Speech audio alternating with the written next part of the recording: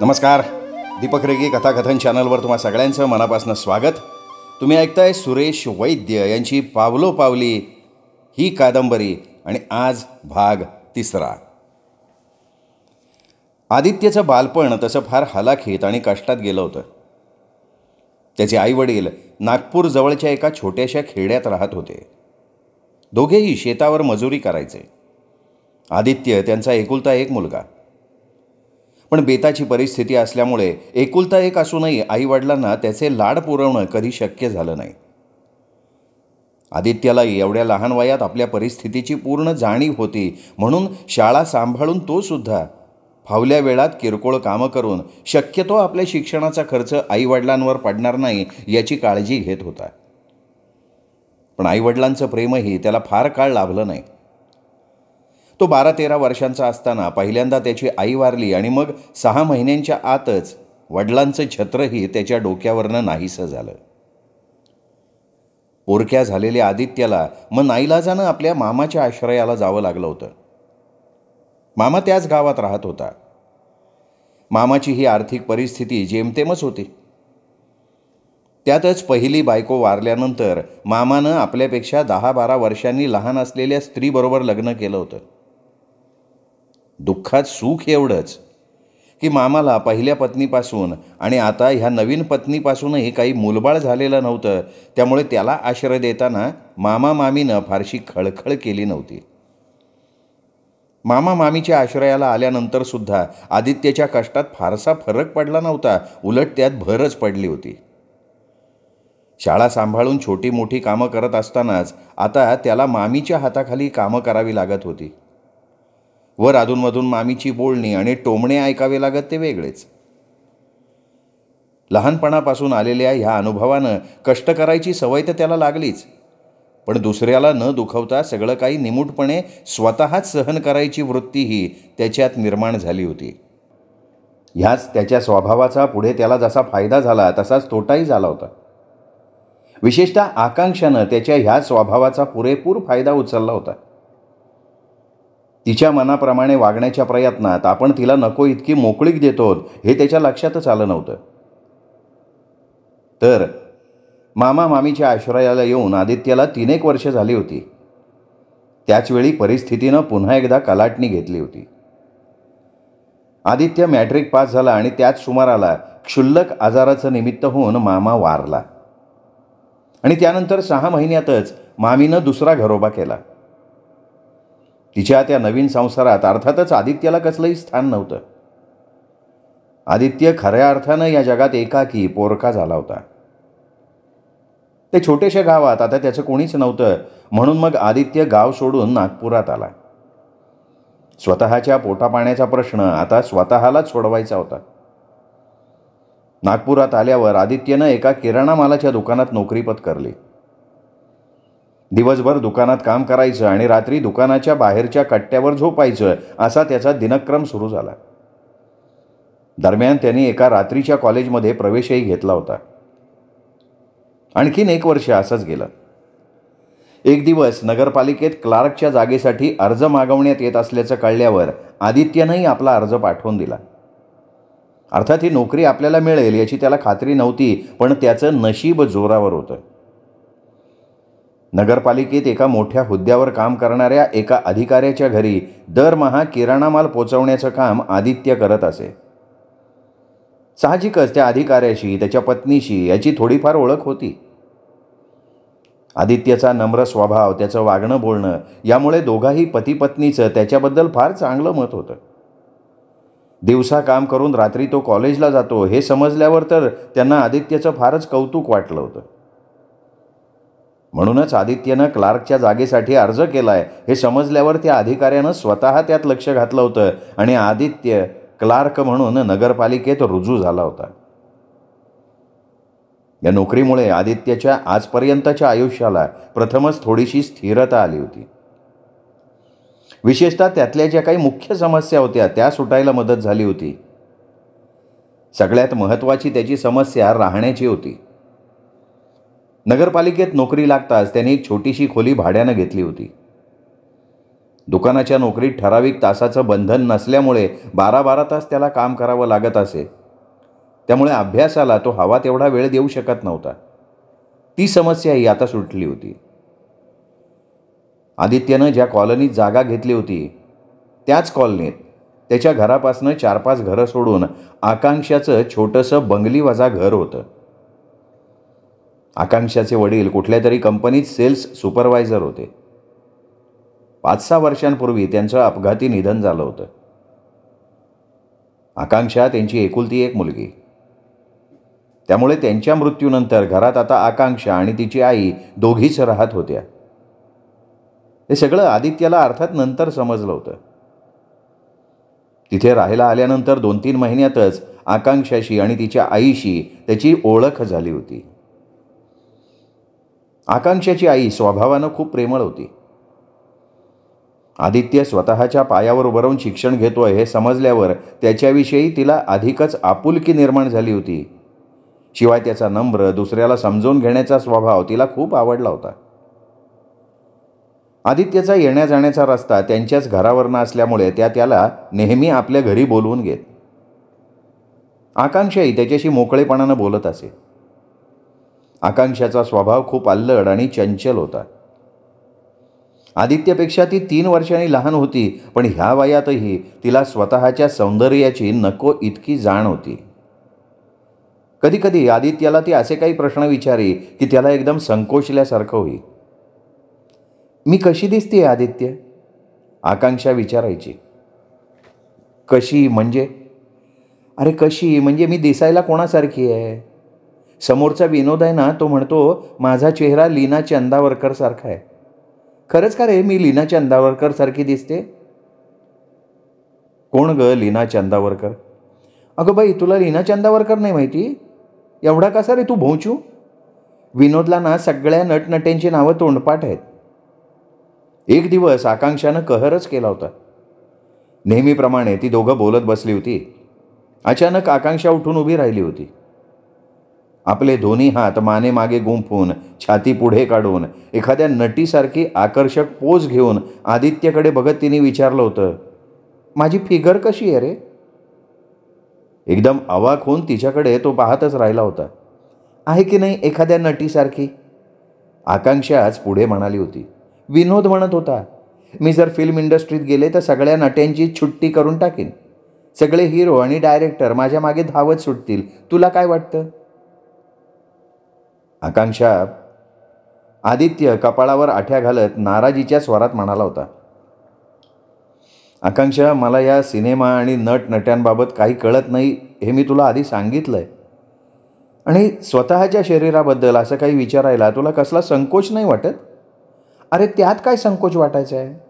स्वतःच्या सौंदर्याबद्दल बोलणं पाप आहे? नाही ग, ते नाही मला माहिती, पण मला हे असलं काही आवडत नाही. आणि तू जर असंच काही बाई बोलणार असशील ना तर उद्यापासून मी नाही येणार तुमच्याकडे. बरं बाबा, राहिलं. यापुढे मी नाही असं बोलणार, मग तर झालं. मग क्षणभर थांबून आकांक्षाच पुढे म्हणाली होती, खरं तर मला ना तुझा खूप राग येतो. तू अगदी अरसिक माणूस आहेस. तुझ्याशी बोलायचं नाही असं मी कितीतरी वेळा ठरवते, पण का कोणास ठाऊक तू समोर आलास ना की तुझ्याशी खूप बोलावं असं वाटतं. हे ऐकून आदित्य मनोमन सुखावला होता. आकांक्षाच्या मनात आपल्याविषयी कुठेतरी नाजूक भावना आहेत याची त्याला जाणीव झाली होती. खरं तर आकांक्षा त्यालाही आवडत होती. तिला भेटण्यासाठी, तिच्या सहवासात राहण्यासाठी तोही उत्सुक असायचा. फक्त तिचं हे चित्रपटाविषयी असलेलं वेड त्याला आवडत नव्हतं. पण त्याहीपेक्षा जास्त म्हणजे येता जाता ती करत असलेली विनोदची प्रशंसा त्याला खटकत होती. विनोद एक वाया गेलेला तरुण आहे, त्याचं कॅरेक्टर चांगलं नाही हे त्याला माहिती होतं. पण त्याच्याशी बोलू नकोस, त्याला भेटू नकोस असं तो आकांक्षाला सांगू शकत नव्हता. कारण आकांक्षा आपलं ऐकणार नाही याची त्याला कल्पना होती. आकांक्षाच्या आईला सुद्धा विनोदचं आपल्या घरी येणं जाणं, आकांक्षाचं त्याच्याशी बोलणं आवडत नव्हतं. पण आकांक्षाच्या हट्टी आणि आक्रस्ताळी स्वभावामुळे तीही उघडपणे आपली नाराजी व्यक्त करू शकत नव्हती. कधीतरी सौम्य भाषेत ती आपली नाराजी व्यक्त करायची, पण आकांक्षानं कधी त्याच्याकडे फारसं लक्षच दिलं नाही. विनोदच्या फिल्मी ज्ञानाचा तिच्यावर जबरदस्त पगडा होता. एवढेच मात्र खरं की आदित्यनं दटावल्यावर आकांक्षानं पुन्हा कधी त्याच्यासमोर सिनेमाचा, नटनट्यांचा विषय काढला नव्हता. पण याचा अर्थ तिचं हे वेड कमी झालं होतं असं मात्र अजिबात नव्हे. उलट वाढत्या वयाबरोबर तिचं हे वेड आणखीन वाढलं होतं. नटनट्यांचे फोटो जमवणं, त्यांच्याविषयीच्या छापून आलेल्या मजकुराची कात्रणं कापून ठेवणं, तासनतास सिनेमासिकं, साप्ताहिकं वाचत बसणं, आपल्या आवडत्या नटीची आरशासमोर उभं राहून नक्कल करणं, हे आणि असले तिचे उद्योग चालूच होते. आणि तिच्या ह्या वेडाला खतपाणी घालत होता तो विनोद. दरम्यान आदित्य आपली नोकरी सांभाळून B.Com झाला होता. त्यामुळे सिनियर क्लार्क म्हणून त्याला बढती मिळाली होती. थोडाफार पगारही वाढला होता. आदित्यनं आपली 1 रूमची जागा सोडून त्या कॉलनीत असलेल्या एका बंगल्यात 2 रूमची जागा घेतली होती. थोडक्यात आदित्य आता बऱ्यापैकी सेटल झाला होता. आकांक्षाच्या घरी येणं जाणं चालूच होतं. आकांक्षाची आई तर त्याला आता आपल्या घरातला एक सदस्य समजायला लागली होती. दरम्यान आकांक्षाही रडत खडत का होईना 12वी पास झाली. तसं पहिल्यापासनं तिचं शिक्षणात फारसं लक्ष नव्हतं, पण केवळ आदित्य तिला मारून मुटकून अभ्यासाला बसवत होता म्हणून ती 12वी पास होऊ शकली होती. 12वी पास झाल्यावर आदित्यनं आकांक्षाला विचारलं होतं, आता पुढे काय करायचा विचार आहे तुझा? तुला तर माहिती आहे आदित्य, शिक्षणात माझं डोकं अजिबात चालत नाही. त्यामुळे पुढे शिकायची माझी मुळीच इच्छा नाही. ठीक आहे ना, मग तू एखादा कोर्स कर. अलीकडे 12वी नंतर बरेच व्यावसायिक अभ्यासक्रम उपलब्ध आहेत, त्यातलाच एखादा. म्हणजे पुन्हा अभ्यास करणं आलंच की. ठीक आहे, मग तू काय करायचं ठरवलं आहेस? शेवटी आदित्यनंच विचारलं. मला जे करायचं आहे ना ते मी खूप आधीच ठरवलं आहे, पण आईला ते कसं समजावून सांगावं तेच मला कळत नाही आहे. म्हणजे? मला मुंबईला जायचं आहे. मुंबईला? आदित्य काहीसा दचकून उद्गारला होता. आणि तिथे जाऊन तू काय करणार आहेस? माझी सगळी स्वप्न मुंबईतच साकार होतील याची मला खात्री आहे. अच्छा, म्हणजे सिनेमात जाऊन नटी होण्याचं स्वप्न असंच ना? आदित्य काहीशा चिडक्या स्वरात म्हणाला. हो, तेच माझं एकमेव स्वप्न आहे. आकांक्षा स्वप्नाळू आवाजात म्हणाली. अरे, विनोदच्या फिल्म इंडस्ट्रीमध्ये खूप ओळखी आहेत. तो माझ्याबरोबर यायला तयार आहे. विनोद विनोद विनोद त्यांनी तुझ्यावर अशी काय भुरळ घातली आहे की तू त्याच्या शब्दावर विश्वास ठेवायला तयार झालीस? कोण लागतो ग तो तुझा? तिच्या या मूर्ख्यासारख्या बोलण्यानं कधी नव्हे ते आदित्य चिडल्यासारखा झाला होता. अरे, तू तरी कोण लागतोस माझा? आकांक्षानं विलक्षण थंड आवाजात विचारलं होतं. काय म्हणालीस? मी विचारतीये, तू तरी कोण लागतोस माझा? आदित्य एकदम गप्प झाला. काय उत्तर होतं त्याच्याकडे? खरोखर कोण लागत होता तो तिचा? कुणीच नाही. तिने काय करावं, काय करू नये हे सांगायचा त्याला तसा कसलाच अधिकार नव्हता. खरं आहे तुझं म्हणणं, आदित्य खाली मान घालत म्हणाला. मी तुझा कोण लागतो? कुणीच नाही. तुझं भलं बुरं बघण्याचा मला काय अधिकार आहे? काहीच नाही. शेजाऱ्याच्या मर्यादा विसरून मी तुझ्या व्यक्तिगत आयुष्यात हस्तक्षेप करण्याचा प्रयत्न केला, त्याबद्दल मी तुझी माफी मागतो. असं म्हणत आदित्य बाहेर पडला. त्यानंतर जवळजवळ महिनाभर तो आकांक्षाच्या घरी गेला नव्हता. 1-2दा आकांक्षाच्या आईचा निरोप आला होता, पण त्यांनी काहीतरी कारण सांगून जायचं टाळलं होतं. आणि मग अचानक एक दिवस त्याच्या कानावर बातमी आली. कॉलनीतलीच एक मुलगी, शीतल, तिला घेऊन विनोद मुंबईला पळून गेला होता. या बातमीनं सगळ्या कॉलनीत एकच खळबळ उडाली होती. शीतलच्या वडिलांनी विनोद विरुद्ध पोलिसात तक्रार नोंदवली होती. ती बातमी ऐकून आकांक्षालाही धक्का बसला होता, पण त्यामागचं कारण वेगळं होतं. आपण निर्णय घ्यायला वेळ लावल्यामुळे विनोदनं शीतलला संधी दिली असं तिला वाटत होतं आणि त्यामुळे उदास होऊन ती घरातच पडून राहिली होती. या घटनेनंतर 2-3 दिवसांनी आकांक्षाची आई आदित्यकडे आली. काकू, तुम्ही? आकांक्षाच्या आईला समोर बघताच आदित्य काहीसा गडबडून जात म्हणाला होता. काकू, आज अचानक कसं काय येणं केलं? यावं लागलं रे बाबा. एका खुर्चीवर बसत त्या गंभीर स्वरात म्हणाल्या, अरे गेल्या महिनाभरात तू एकदाही आमच्याकडे फिरकला नाहीस. 2 वेळा निरोप पाठवूनही आला नाहीस. का बाबा, एवढा का रागावलायस आमच्यावर? नाही काकू, तसं काही नाही, आदित्य त्यांची नजर टाळत म्हणाला. क्षणभर थांबून त्या म्हणाल्या होत्या, विनोद आणि शीतलची बातमी तुझ्या कानावर आली असेलच की. हो, ऐकली आहे मी. विनोद आमच्याही घरी येत होता, हे तुला माहितीच आहे. नशीब काकू, आकांक्षा त्याच्या जाळ्यात सापडली नाही. ते खरं रे, पण कॉलनीत आकांक्षाच्याही नावाचा बाबरा चालला होता. लोक तिचंही नाव विनोदबरोबर जोडायचा नाहक प्रयत्न करतातच आहे. म्हणजे? अरे माझ्या घरी केवळ 2च तरुण येत होते, तू आणि विनोद. तुझा प्रश्नच नव्हता, कारण तुला मी माझ्या घरातलाच मानत होते. पण विनोदबद्दल पहिल्यापासूनच माझं मत फारसं चांगलं नव्हतं, म्हणून त्याचं येणं जाणं मला फारसं पसंत नव्हतं. पण भिडे खातर मला तसं त्याला स्पष्टपणे सांगणं कधी जमलं नाही, आणि तीच चूक झाली माझी. आज त्याच नालायक माणसामुळे माझ्या पोरीचं नाव बदनाम होत आहे. आदित्य काही बोलला नाही. पण आदित्य, क्षणभर थांबून आकांक्षाची आईच पुढे म्हणाली, माझ्या पोरीला मी चांगली ओळखते. ती थोडी हट्टी आहे, अल्लड आहे. माणसाची पारख अजून तिला करता येत नाही. पण म्हणून ती चांगली आहे असं म्हणणं हा तिच्यावर केलेला अन्याय आहे. खरंय काकू, आकांक्षा खूप चांगली मुलगी आहे. साध्या सरळ स्वभावाची आहे. ह्याच तिच्या स्वभावाचा फायदा घेऊन तिच्या डोक्यात सिनेमाचं वेड भरवलं गेलं. नको ती स्वप्न तिच्या समोर उभी केली गेली. त्यात आकांक्षाची काहीच चूक नाही. बरं मला सांगा, विनोद शीतलला घेऊन पळून गेल्याची बातमी ऐकल्यावर तिची काय प्रतिक्रिया झाली? काय होणार रे प्रतिक्रिया? बसली आहे रडत. गेल्या 5-6 दिवसात घरातनं बाहेरसुद्धा पडलेली नाही. आदित्य काही बोलला नव्हता.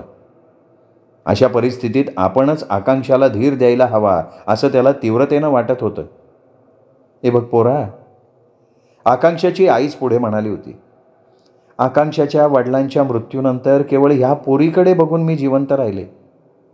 कुणासमोर हात पसरले नाहीत की कधी कुणाचं काही ऐकून घेतलं नाही. पण आज ह्या पोरीमुळे मला मान खाली घालावी लागते रे. तुमची मनस्थिती मी समजू शकतो काकू, आदित्य त्यांना धीर देत म्हणाला होता. पण तुम्ही उगीचच लोकांना नको इतकं महत्त्व देताय. अहो लोक काय दुसऱ्याला टोचायला शोधतच असतात ना. खरंय तुझं म्हणणं, पण मला आता आकांक्षाची काळजी वाटायला लागली आहे रे. माझ्यानंतर तिचं काय होईल या काळजीनं मला रात्र झोपच लागत नाही. माझ्या डोळ्यांदेखत तिचे 2चे 4 हात झाले म्हणजे माझ्या डोक्यावरचं फार मोठं ओझं उतरल्यासारखं होईल. आदित्यनं काही न बोलता मान खाली घातली. काकूंच्या डोक्यात आकांक्षाच्या लग्नाचे विचार घोळत होते हे ऐकून नकळत तो कुठेतरी दुखावल्यासारखा झाला होता. आदित्य, मनात आणलंस तर तूच आता माझ्या डोक्यावरचं हे ओझं उतरवायला मदत करशील, आणि त्याच हेतूनं आज मी तुझ्याकडे आली आहे. काकू मला सांगा ना, मला शक्य होईल ते करायला मी तयार आहे. मग माझ्या आकांक्षाशी लग्न करशील? काय? आदित्य एकदम चकित होत उद्गारला. अरे खरं तर हा विचार बऱ्याच दिवसांपासून माझ्या डोक्यात होता, पण तुला हे कसं विचारायचं तेच लक्षात येत नव्हतं. शिवाय तुझं आणि आकांक्षाचं शिक्षण सुरू होतं. आदित्य खरं सांगते, माझ्या आकांक्षाला तूच समजावून घेशील याची मला खात्री आहे. नाही म्हणू नकोस पोरा. तुला जसं ह्या जगात दुसरं कोणी नाही तसंच मला आणि आकांक्षालाही कोणी नाही. तूच आता आमचा आधार आहेस. अहो पण काकू, हे बघ, तू मला आईच्या ठिकाणी मानतोस ना. मग तुझी काही अडचण असेल तर मोकळेपणानं सांग. तुझं दुसऱ्या कोणा मुलीबरोबर? नाही काकू, अहो तसं काही नाही आहे. मग माझी आकांक्षा तुला पसंत आहे का नाही? का लोकांप्रमाणे तुलाही आकांक्षाबद्दल छे काय बोलताय हो काकू?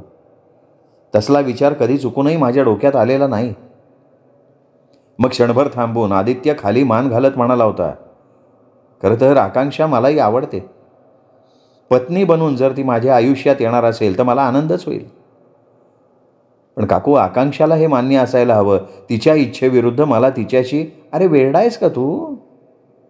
आकांक्षाची आई उजळलेल्या चेहऱ्यानं म्हणाली होती, अरे तिच्या इच्छेविरुद्ध मी असं काही करीन का?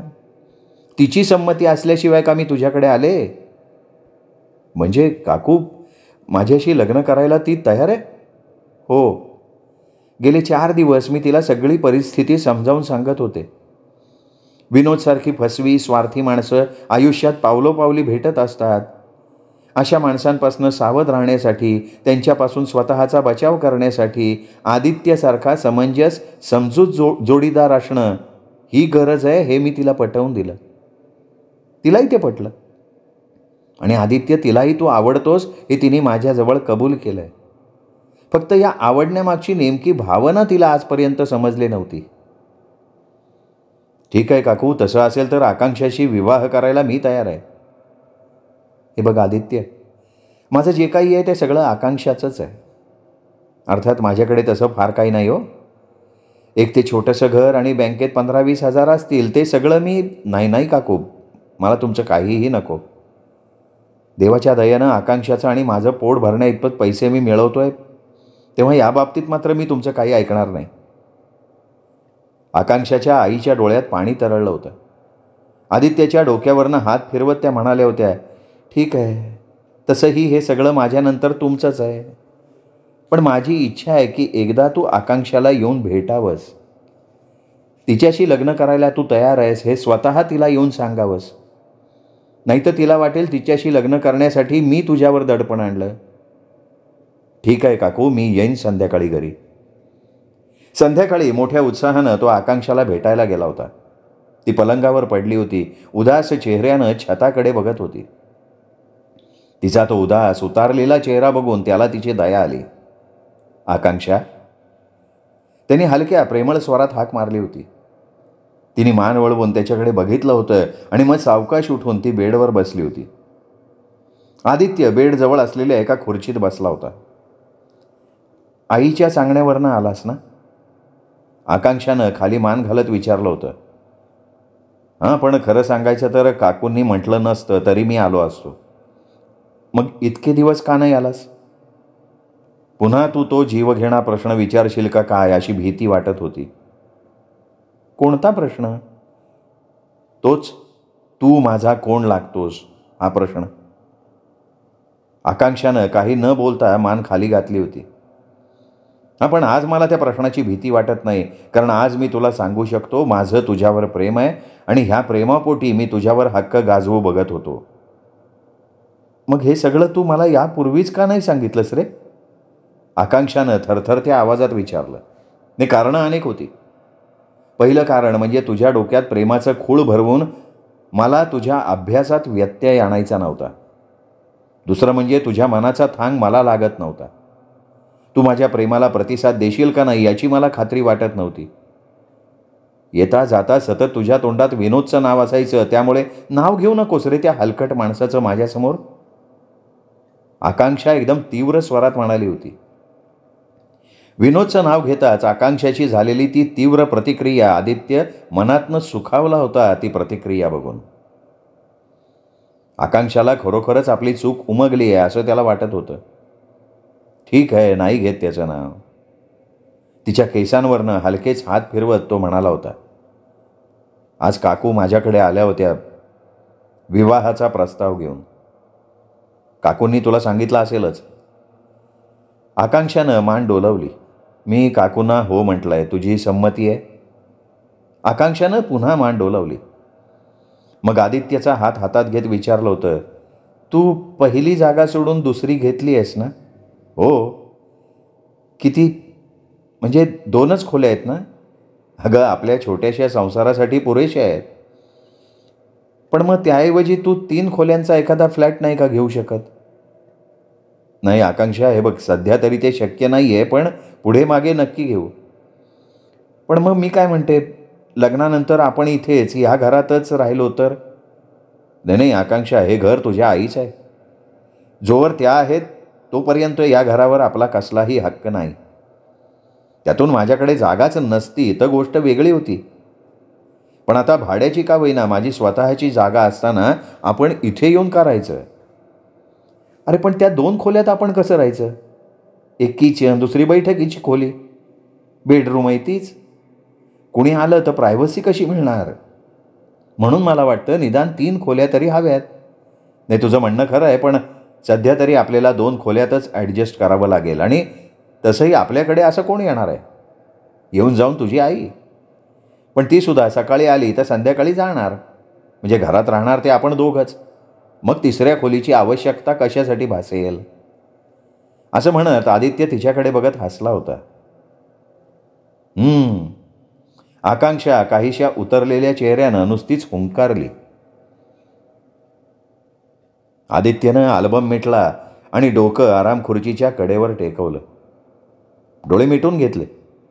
नकळत त्याच्या मनात आलं, आकांक्षाचा तो उतरलेला चेहरा, तिच्या हुंकारातला तो नर्वस भाव त्या दिवशी आपल्या लक्षात आला असता तर आकांक्षा केवळ नाईलाजानं मनाविरुद्ध आपल्याशी लग्न करायला तयार झाली आहे हे आपल्या लक्षात आलं असतं. जे आपल्याला नंतर समजलं ते त्याच दिवशी समजलं असतं तर आकांक्षा केवळ आपल्या आईच्या इच्छेखातर लग्नाला तयार झाली होती. तिच्या आईने तिला धमकी दिली होती की जर तिने आदित्यशी लग्न करायला नकार दिला तर ती आत्महत्या करेल आणि आपलं घर, बँकेतले पैसे एखाद्या अनाथाश्रमाला दान करून टाकेल. आदित्यला हे सगळं समजलं होतं, पण तोपर्यंत खूप उशीर झाला होता. आकांक्षाशी तो लग्न करून बसला होता. पण तरीही त्याने तिला हर प्रकारे आनंदी, प्रसन्न ठेवण्याचा प्रयत्न केला होता. पण आदित्यनं एक सिगरेट पेटवली. आराम खुर्चीत बसल्या बसल्याच त्याची नजर सगळ्या खोलीवरनं फिरायला लागली. नकळत त्याची नजर खोलीतल्या उंची फर्निचरवरून श्रीमंती सामानावरनं फिरत होती. मनातल्या मनात तो आकांक्षाला उद्देशून म्हणत होता, तुला 3 खोल्यांचा एखादा फ्लॅट हवा होता ना आकांक्षा? आता माझ्याकडे हा बंगला आहे, पूर्णतः माझ्या मालकीचा. या बंगल्यात कितीतरी खोल्या आहेत. तू एका छोट्याशा बैठकीच्या खोलीची इच्छा व्यक्त केली होतीस. आज माझ्याकडे ऐस ड्रॉइंग रूम आहे.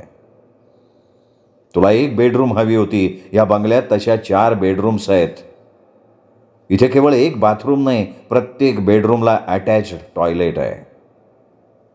घरात एक तरी नोकर असावा अशी तुझी इच्छा होती. आज तसे अनेक नोकर ठेवायची माझी ऐपत आहे. आदित्यनं एक दीर्घ श्वास सोडला. मग स्वतःशी मान हलवत तो म्हणाला, नशीब, दैव माणसाशी नेहमीच असा खेळ खेळत असतं. जेव्हा तू होतीस तेव्हा तुझी ही सगळी स्वप्न, तुझ्या या इच्छा पूर्ण करण्यासाठी माझ्याकडे पैसा नव्हता. आणि आज सगळं काही माझ्याकडे आहे, पण तू नाही आहेस. आकांक्षा का केलंस असं? तू थोडा धीर धरला असतास, मला थोडा वेळ दिला असतास तर आज तुझ्या आणि माझ्या, आपल्या दोघांच्याही आयुष्याची जी फरफट झाली आहे ना, ती फरफट झाली नसती. कितीतरी वेळ मग आदित्य ह्या आणि अशाच विचारात गुरफटत गेला होता. त्याच अवस्थेत मग आराम खुर्चीत बसल्या बसल्या त्याला कधीतरी झोप लागून गेली.